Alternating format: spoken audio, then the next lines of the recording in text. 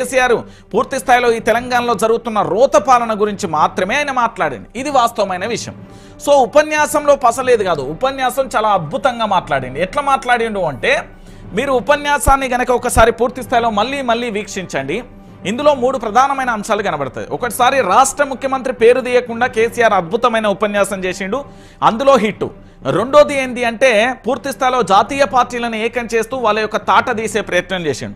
మూడో విషయం ఏంటంటే, తెలంగాణ రాష్ట్ర వ్యాప్తంగా కూడా సమస్యలకు సంబంధించి అక్కడి ప్రజలకు బీఆర్ఎస్ పార్టీ సైనికులు మనోధైర్యాన్ని కల్పించిండు. సభ ఏంది ఎందుకోసం అనేది చాలా క్లారిటీగా చెప్పిండు కేసీఆర్. ఇక ఈ విషయాన్ని పక్కన పెట్టుకొని ఎవరికి ఇష్టం వచ్చినట్టుగా వాళ్ళు మాట్లాడితే ఇక ఏం చేస్తారన్నట్టు తెలంగాణ ప్రాంత ప్రజలందరూ కూడా ఆలోచించాల్సిన విషయం. ఇక వీళ్ళిద్దరి పని ఇట్లా అయిపోయింది. ఇక మూడో వ్యక్తి ఎవరు? మన రేవంత్ రెడ్డి. ఇక రేవంత్ రెడ్డి గురించి మీ అందరికీ తెలవాలి. యనుమల రేవంత్ రెడ్డి అలియాస్ తెలంగాణ రాష్ట్ర ముఖ్యమంత్రి, తెలంగాణ రాష్ట్రానికి సంబంధించిన ముఖ్యమంత్రి గారికి పరశాన్ మొదలైంది.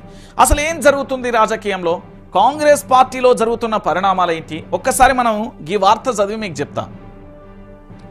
జానారెడ్డితో సీఎం రేవంత్ భేటీ, ఆపరేషన్ కంగారు అంశంపై చర్చ. కాంగ్రెస్ సీనియర్ నాయకులు జానారెడ్డితో సీఎం రేవంత్ రెడ్డి సమావేశమయ్యారు. ఇక పూర్తి స్థాయిలో కూడా 2005లో శాంతి చర్చలపై సీఎం ఆరా తీయగా అప్పటి కాంగ్రెస్ నిర్ణయాలను జానారెడ్డి రేవంత్ రెడ్డికి వివరించారు. సో అనంతరం పూర్తి స్థాయిలో పార్టీ గురించి విధి విధానాలను ప్రకటిస్తామంటూ కూడా చెప్పిన పరిస్థితి కనబడతాను. ఇప్పుడు మీరు చాలామంది ఏమంటారు, ఎవరికి నచ్చినట్టుగా వాళ్ళు మాట్లాడే ప్రయత్నం చేస్తారు. ఇప్పుడు కాంగ్రెస్ పార్టీలో ఇగో ఈ పెద్ద మనిషి తలుసుకుంటే ఏదైనా అవుతుంది. జానారెడ్డికి సంబంధించి ఎమ్మెల్సీకి సంబంధించిన ప్రతిపాదన ఏదైతే ఉందో, ప్రతిపాదన విషయంలో కేవలం జానారెడ్డి పంపించిన లేఖను బేరీజు చేసుకునే ఎమ్మెల్సీ పదవి ఒక పెద్ద మనిషికి వచ్చింది. రెండో విషయం ఏంటంటే, జానారెడ్డికి సంబంధించి పూర్తి స్థాయిలో ఆయన మొన్న మంత్రివర్గ విస్తరణకు సంబంధించి ఒక సిఫారసు చేస్తే మంత్రివర్గ విస్తరణ ఆగిపోయింది. మూడోది, అప్పుడప్పుడు మీరు కాంగ్రెస్ అంటే మన గాంధీ భవన్ రావాలని ఇప్పుడున్న పిసిసి అధ్యక్షుడు మహేష్ కుమార్ మాట్లాడాడు. ఇక నాలుగో విషయం ఏంటంటే, జానారెడ్డికి సంబంధించి ఆయన జానారెడ్డిని పూర్తి స్థాయిలో కాంగ్రెస్ పార్టీ సీనియర్ నేత కాబట్టి రేవంత్ రెడ్డి ఎందుకు పరుగులు పెడుతున్నారంటే, అదే పార్టీలో జానారెడ్డి కంటే సీనియర్లు చాలా మంది ఉన్నారు, జానారెడ్డి ఈక్వల్గా చాలా మంది ఉన్నారు. సో కానీ ఈయన పదే ఎందుకు వెళ్తున్నాడు అంటే, జానారెడ్డితో సీఎం రేవంత్ రెడ్డి భేటీ పదే ఎందుకు జరుగుతున్నది అంటే, రాజకీయ పూర్తి పరిపక్వత, రాజకీయ పూర్తి అనుభవం ఉంటే తప్ప రాజకీయాలను శాసించడం, రాజకీయ పరిపాలన వ్యవస్థ అనేది వస్తుంది. ఇక్కడ రాజకీయంగా కాకుండా విమర్శల స్థాయిలో, అంటే రాజకీయం కాకుండా ప్రతిపక్షంలో మాట్లాడడం చాలా ఈజీ, కానీ అధికారంలో పూర్తి స్థాయిలో పరిపాలన చేయడం అనేది చాలా భయంకరమైన టాస్క్. సో ఫైనల్గా ఇక్కడ జరిగిన చర్చ ఏంటంటే, జానారెడ్డికి సంబంధించి పూర్తి స్థాయిలో కూడా ఎవరు రేవంత్ రెడ్డితో భేటీ అయిన పరిస్థితి కనబడుతుంది. రేవంత్ రెడ్డి ఏది పీఠం ఉండాలన్నా పీఠం దిగాలన్నా 2 నిమిషాల పని జానారెడ్డి గారికి. ఇది వాస్తవమైన విషయం. జానారెడ్డి గారు తలుసుకుంటే రేవంత్ రెడ్డి పీఠం 2 నిమిషాలలో పోతుంది. పూర్తి స్థాయిలో కూడా కాంగ్రెస్ పార్టీకి సంబంధించి రాష్ట్ర ముఖ్యమంత్రి యనుమల రేవంత్ రెడ్డి అయినప్పటికీ కూడా బ్యాక్ ఎండ్లో మాత్రం కాంగ్రెస్ పార్టీని కాపాడుతున్నది జానారెడ్డి. అది ఏ విషయంలోనైనా చూసుకోరు. ఎమ్మెల్సీ విషయంలో అయినా, కాంగ్రెస్ పార్టీ మంత్రివర్గ విస్తరణ లేట్ అయినా, దాంతోపాటు అనేక విషయాలలో పూర్తి స్థాయిలో జానారెడ్డి హ్యాండ్ ఖచ్చితంగా ఉంటుంది.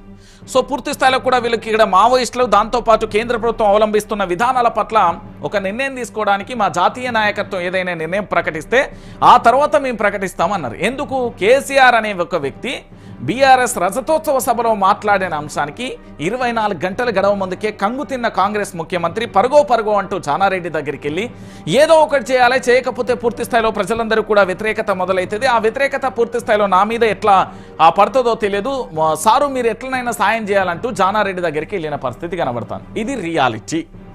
ఇక కాంగ్రెస్ పార్టీలో జరిగే ఇంకో చర్చ, మా ఎమ్మెల్యేలకు పొగరు పెరిగింది. ఇగో ఇది ఇప్పుడు నేనంటే దీని మీదే ఎఫ్ఐఆర్ నమోదు చేసి, కానీ ముఖ్యమంత్రి స్వయంగా చెప్తున్నాడు కదా. ఈ రాష్ట్ర ముఖ్యమంత్రి యనుమల రేవంత్ రెడ్డి గారే ఇంత క్లారిటీగా క్లియర్గా చెప్తున్నాడు అంటే రేవంత్ రెడ్డి గారు ఇంకా ఎన్ని అనుభవించి ఉండాలి. ఎందుకంటే ముఖ్యమంత్రి గారు తెలంగాణకు సంబంధించిన సెక్రటరియట్లో ప్రెస్ మీట్ పెడితే మిగతా వాళ్ళు కుర్చీలోకి వెళ్ళి లేవరు. ముఖ్యమంత్రి వస్తుండంటే, కేసీఆర్ వస్తుండంటే ఆ కుర్చీకి ఆ ప్రెస్ మీట్కి ఒక హూందాతనం ఉండేది. కానీ మన రేవంత్ రెడ్డి వస్తాడంటే పట్టించుకునే నాదుడే లేని పరిస్థితి కనబడుతుంది. ఇక్కడ ఒకసారి చూద్దాం. హైదరాబాద్కు వచ్చి టైంపాస్ చేస్తున్నారు. అబ్బా ఏం చెప్పినవే రేవంత్ అన్న, ఇష్టం వచ్చినట్టు మాట్లాడితే పదవులు ఇయ్యం, నన్ను నమ్ముకున్నందుకే అద్దంకికి పదవి ఇచ్చిన, రాహుల్తో నాకు మంచి సంబంధాలు ఉన్నాయి, నేను ఎవరిని నమ్మించాల్సిన పని లేదు, మీడియా చిచ్చాట్లో రేవంత్ రెడ్డి అంటూ కూడా చెప్పిన పరిస్థితి కనబడుతుంది. నిజంగా కూడా సొంత పార్టీ ఎమ్మెల్యేలకు సంబంధించి ఇక్కడ కాంగ్రెస్ పార్టీకి సంబంధించిన ఎమ్మెల్యేలు ఎవరి దారి వారికే, ఎవరు ఇష్టం వచ్చినట్టు ఎటు పడతాటు ఏది పడుతుంది, ఏం మైకు దొరికితే ఆయన ఏం మాట్లాడుతాడో ఈ పరిజ్ఞానంలో ఉన్నాడో లేదో కూడా తెలియని పరిస్థితి ఒకటి. రెండో విషయం ఏందో తెలుసా, ఇక్కడ చాలా ఆశ్చర్యం అనిపిస్తుంది మీ అందరికీ. రెండో విషయం ఏంటంటే ముఖ్యమంత్రి గారికి సంబంధించి ప్రెస్ మీట్ పెడితే ఎమ్మెల్యేలు పలకరు. ఇంకోటి ఏంటంటే నియోజకవర్గాలలో ఉండాల్సిన ఎమ్మెల్యేలు అధికారం మాదే కదా అని హైదరాబాద్లో ఉత్తా టైంపాస్ చేస్తున్నారు. ప్రజా సమస్యలు పట్టించుకోకపోగా ప్రభుత్వానికి సంబంధించి కాస్తో కూస్తో చేసిన పనులను కూడా చెప్పుకోలేక, వాళ్ళు చేస్తున్న కొన్ని పథకాలను అమలు చేస్తున్నా కూడా వాటిని ప్రజల్లోకి తీసుకెళ్లలేక, ముఖ్యమంత్రి మీద నాది జానారెడ్డి వర్గం, నాది రేవంత్ రెడ్డి వర్గం, నాది ఇంకో వర్గం, డిప్యూటీ బట్టి విక్రమార్క వర్గం, నాది ఆ వర్గం ఈ వర్గం, లేదా నాది రాహుల్ గాంధీ వర్గం, ఇలా రకరకాలుగా వాళ్ళ ఏంది అంటే పోకడలు, నియంతృత్వ పోకడలు జరుగుతున్నాయి. ఇక ఎమ్మెల్యేలకు సంబంధించి మీకు తెలిసిన విషయమే. కేసీఆర్ను నిన్న ఒక ఆయన మాట్లాడినబ్బా, నిజంగా చెప్తున్నా, నాకు అదేంది నొప్పి మీద ఇది ఎంత బగ్గు అన్నదంటే, కల్వకుంట్ల చంద్రశేఖరరావు గురించి మాట్లాడే అర్హత ఉన్నదా వీళ్ళకు? కేసీఆర్ గురించి మాట్లాడే అర్హత ఉన్నదా? 24 గంటలు గడిచినప్ప మీ కాంగ్రెస్ పార్టీ మంత్రులకు కూడా కౌంటర్ ఇయ్యరాలే, మీ ముఖ్యమంత్రికి కౌంటర్ ఇయ్యరాలే. అంటే అర్థం చేసుకోవాలి, కేసీఆర్ మాట్లాడే ప్రతి వ్యూహం ప్రతి మాట చాలా అద్భుతంగా ఉంటుంది. అది ప్రజల్ని ఆకర్షించే విధంగా ఉంటుంది, విమర్శలకు విమర్శించినట్టు ఉంటుంది. కానీ ఈరోజు పూర్తి స్థాయిలో కూడా వీళ్ళు ఏం చేస్తున్నారు అంటే వీళ్ళ పార్టీకి సంబంధించిన ఎమ్మెల్యేలు మారడం అనేది అసాధ్యం అండి. ఇది కాంగ్రెస్ పార్టీ, అది సముద్రం లాంటిది. ఏ పడవ ఏ ఎమ్మెల్యే ఏ పడవలు ఎక్కి ఎడిపోతాడో తెలియదు, ఎవరు ఏ డైనోసారో తెలియదు, ఎవరు షాపపిల్లో తెలియదు, ఎవరు బలైతారో తెలియదు. వీళ్ళది ఏంటంటే కుక్కలు చింపిన ఇస్తారా పరిస్థితి అయిపోయింది. నిజానికి వాస్తవానికి కూడా ఇదే పరిస్థితి. ఈరోజు వీళ్ళకి సంబంధించి మా ఎమ్మెల్యేల పొగరు పెరిగిందని ముఖ్యమంత్రి చెప్తున్నాడు అంటే ఇక ఇంతకంటే అద్భుతమైన ముచ్చట ఇంకొకటి ఉండదు. ఎందుకు అనేది మీ అందరికీ నేను పెద్దగా చెప్పాల్సిన అవసరం కూడా లేని పరిస్థితి కనబడుతుంది. ఇక చూసిరు కదా, పవర్ సెంటర్ పెద్దలు జానారెడ్డి గారు పవర్ సెంటర్గా మారిన సీనియర్ నేత, పార్టీలో ప్రభుత్వంలో ఆయన మాటే ఫైనల్. జానారెడ్డి చెప్పిందే ఫాలో అవుతున్న రేవంత్. కేబినెట్ విస్తరణపై పెద్దలకు లేఖ, పెద్ద ఆయన లేఖతో విస్తరణ ఆగిందని ప్రచారం. తన వ్యక్తికి ఎమ్మెల్సీ ఇప్పించుకున్న జానారెడ్డి, జిల్లాలోనూ తన మనిషికే అధ్యక్ష పదవి, ఇంట్లో నుంచే చక్రం తిప్పుతున్న జానారెడ్డి. పార్టీ సీనియర్ నేత జానారెడ్డి సీఎం షాడోగా పనిచేస్తున్నారన్న చర్చ జోరుగా సాగుతుంది. ముఖ్యమంత్రి కంటే ఎక్కువగా అధిష్టానం దగ్గర ఆయన పలుకుబడి నడుస్తుందట. పార్టీలో ప్రభుత్వంలోనూ ఆయన మాటే చెల్లుతుందని తెలుస్తుంది. రేవంత్ రెడ్డిని కాదని ఆయన చెప్పిన వాళ్ళకే పదవులు ఇవ్వడమే ఎగ్జాంపుల్ గా చెప్తున్నారు. అంతేకాదు సీఎం రేవంత్ రెడ్డి ఈ మధ్య కాలంలో ఏ నిర్ణయం తీసుకున్నా దానికి ముందు జానారెడ్డి ఇంటికి వెళ్లడం రాజకీయాలలో చర్చనీయాంశంగా మారింది అనేది ఫైనల్ గా కనబడుతుంది ఎపిసోడ్. ఒకసారి చూద్దాం, ఇది మనకు చాలా ఇంపార్టెంట్ అయిన వార్త. కాంగ్రెస్ పార్టీలో సీనియర్ నేతగా ఉన్న జానారెడ్డి ఇప్పుడు ప్రభుత్వంలో చక్రం తిప్పుతున్నారన్న చర్చ జోరుగా నడుస్తుంది. ముందు నుంచి ఆయనకు అధిష్టానంతో ఉన్న సత్సంబంధాలతో రాష్ట్రంలోని ప్రభుత్వాన్ని తన కంటి చూపుతోనే నడిపిస్తున్నారన్న టాక్ వినపడుతుంది. పార్టీతో పాటు రాష్ట్ర మంత్రిగా పనిచేస్తున్న అనుభవం జానారెడ్డికి ఉండడంతో ఆయన చెప్పినట్లుగానే అధిష్టానం ఫాలో అవుతుంది. తన చెప్పిన వాళ్ళకి పార్టీ ప్రభుత్వ పదవులు అప్పగిస్తుంది. ఆఖరికి సీఎం రేవంత్ రెడ్డి ఇచ్చిన ప్రతిపాదనలు పక్కన పెట్టి జానారెడ్డి మాట చెల్లుబాటు అవుతుందన్న ప్రచారం జరుగుతుంది. అంతేకాదు ముఖ్యమంత్రి రేవంత్ రెడ్డి సైతం ప్రభుత్వ నిర్ణయాలపై పెద్ద ఆయనతో చర్చించాకే ముందుకెళ్తున్నారు. ఢిల్లీ పెద్దల ఆదేశాలతోనే ఇదంతా జరుగుతుందనే మాట కూడా వినిపిస్తుంది. పదవి రేవంత్ రెడ్డి దగ్గరే ఉన్న పవర్ మాత్రం జానారెడ్డి దగ్గరే ఉందన్న చర్చ కాంగ్రెస్ పార్టీలో నడుస్తుంది. ముఖ్యమంత్రి రేవంత్ రెడ్డి సోమవారం జానారెడ్డిని నివాసానికి వెళ్లారు. చాలాసేపు వీరిద్దరూ మాట్లాడుకున్నారు. ఇక ఆపరేషన్ కంగారు పైనే చర్చించినట్టుగా తెలుస్తుంది. ఆయనకు గతంలో హోంమంత్రిగా పనిచేసిన అనుభవం ఉంది. మావోయిస్టుల అంశంపై ఎలా స్పందించాలనే దానిపై జానారెడ్డిని అడిగి తెలుసుకున్నట్లుగా తెలుస్తుంది. అయితే ఆదివారం నాటి సభలో కేసీఆర్ మాట్లాడిన దానికి కౌంటర్ కూడా ఏమి ఇవ్వాలో కూడా తెలియలేని పరిస్థితిలో ఉంది. నేనేమని చెప్తున్నా అంటే, జానారెడ్డిని ప్రతిపక్షంలో ఉన్నప్పుడు అప్పటి ముఖ్యమంత్రి కల్వకుంట్ల చంద్రశేఖరరావు గారు పెద్దలు గౌరవనీయులు జానారెడ్డి గారు అని సంబోధించేది. ప్రతి పదంలో అసెంబ్లీలో కానీ మీరు ఎక్కడనైనా చూడండి, ఏ సభలో మాట్లాడినా ఏడ మాట్లాడినా జానారెడ్డి విషయం కనుక వస్తే పెద్దలు గౌరవనీయులు జానారెడ్డి అనేది.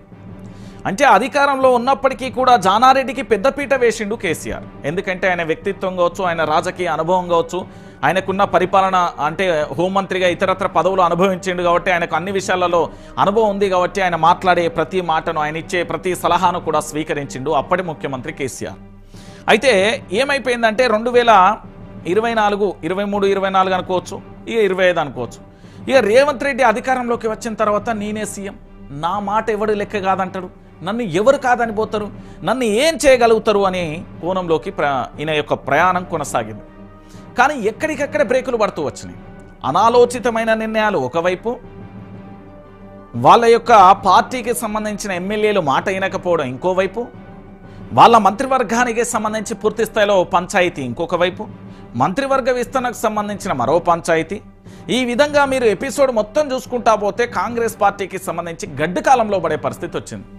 ఆఖరికి దీపాదాస్ మునిషికి సంబంధించి పూర్తి స్థాయిలో తనని ఇన్ఛార్జి బాధ్యతలను తప్పించిన మీనాక్షి నటరాజన్ అనే వ్యక్తి, ఆ మహిళ వచ్చి ఇక్కడ ఇన్ఛార్జ్ బాధ్యతలు స్వీకరించినప్పటికీ కూడా ఫైనల్గా జానారెడ్డి చక్రం తిప్పితే మాత్రమే కాంగ్రెస్ పార్టీ కాస్తో కూస్తో ఏది స్లోగా తన పరిపాలన వైపు వెళ్తుంది. కానీ అంతకుముందు ఆగమైన నిర్ణయాలు, అడ్డగోలు నిర్ణయాలు, బ్రేక్ స్పీడ్లు లేకుండా ఆగమాగం ఏది రన్నింగ్ రేస్ పెట్టినట్టు ఉరుకుడులు, బైక్ రేసులు చేసినట్టు ప్రభుత్వం అసమర్థమైన నిర్ణయాలు తీసుకుంది. సో మొత్తానికి మీరు ఏమనుకున్నా కూడా ముఖ్యమంత్రి యనుమల రేవంత్ రెడ్డి అయినప్పటికీ కానీ పవర్ మాత్రం జానారెడ్డి దగ్గరే ఉంది. ఇది చాలా స్పష్టం, సుస్పష్టం. మనం 2 సందర్భాలను చాలా లోతుగా ఆలోచించండి.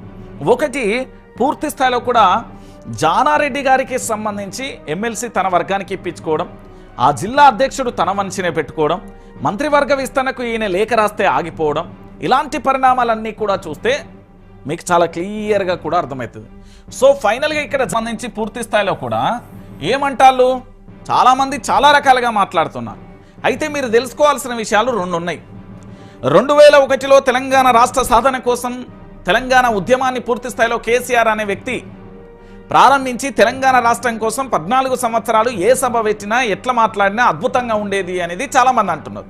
కేసీఆర్ గారి ఉపన్యాసంలో పసలేదు అంటున్నారు. అప్పుడు ఆంధ్ర పెత్తందారి వ్యవస్థ ఉండేది కాబట్టి, సీమాంధ్రకు సంబంధించిన పెత్తందారి వ్యవస్థ ఇక్కడ ఉండే కాబట్టి గో బ్యాక్ సాంబార్ ఇడ్లీ కానీ, లేకపోతే ఆ యాసేంద్రభై, ఆ రోతేంద్రభై అని ఇట్లా రకరకాలుగా చమత్కారంగా కూడా మాట్లాడుతూ వాళ్ళని విమర్శిస్తూ ఆయన పూర్తి స్థాయిలో కూడా ప్రసంగం ఉండేది. ఇప్పుడు రేవంత్ రెడ్డిని విమర్శించాలి, ఐదరార్ బీజేపీకి సంబంధించిన కిషన్ రెడ్డి రాష్ట్ర అధ్యక్షుడు కాబట్టి ఆయన, లేకపోతే ఇంకొకరిని విమర్శించాలి. కానీ వాళ్ళది కేసీఆర్ స్థాయి కాదు. ఇంకొక విషయం ఏంటంటే, మన తెలంగాణ ప్రాంత బిడ్డలకు సంబంధించి మన వాళ్ళను పూర్తి స్థాయిలో విమర్శించాల్సిన అవసరం కూడా కేసీఆర్కు లేదు. కేసీఆర్ సమస్యల పట్ల, కేసీఆర్ జరుగుతున్న అన్యాయం పట్ల, కేసీఆర్ పూర్తి స్థాయిలో ఈ తెలంగాణలో జరుగుతున్న రోత పాలన గురించి మాత్రమే ఆయన మాట్లాడింది. ఇది వాస్తవమైన విషయం. సో ఉపన్యాసంలో పసలేదు కాదు, ఉపన్యాసం చాలా అద్భుతంగా మాట్లాడింది. ఎట్లా మాట్లాడిండు అంటే, మీరు ఉపన్యాసాన్ని గనక ఒకసారి పూర్తి స్థాయిలో మళ్ళీ వీక్షించండి. ఇందులో 3 ప్రధానమైన అంశాలు కనబడతాయి. ఒకటిసారి రాష్ట్ర ముఖ్యమంత్రి పేరు తీయకుండా కేసీఆర్ అద్భుతమైన ఉపన్యాసం చేసిండు, అందులో హిట్టు. రెండోది ఏంటి అంటే, పూర్తి స్థాయిలో జాతీయ పార్టీలను ఏకం చేస్తూ వాళ్ళ యొక్క తాట తీసే ప్రయత్నం చేసిండు. మూడో